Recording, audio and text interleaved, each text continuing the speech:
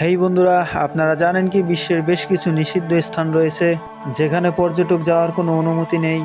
বলছি north brother island, যুক্তরাষ্ট্রের এক রহস্যময় কথা।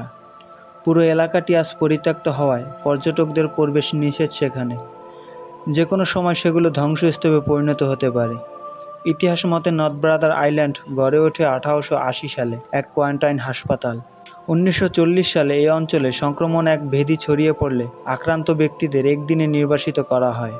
যারা মারা গিয়েছিল তাদের সকলকে দ্বীপের একই স্থানে মর্গ বানিয়ে সংরক্ষিত রাখা হয়েছিল। পরবর্তীতে জানা যায় 1614 সালে এক সংক্রমণ রোগ ছড়িয়ে পড়ে এই দ্বীপে। নর্থ ব্রাদার আইল্যান্ডে অতি মৃত্যুর কারণে সেখানকার রাজা হাসপাতালটি বন্ধ করে দেয়।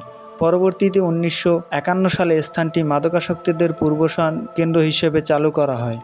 এরপর বিভিন্ন ভৌতিক ও রহস্যময় কারণে 1963 সালে নর্থ ব্রাদার আইল্যান্ড পরিত্যক্ত হয়ে যায়।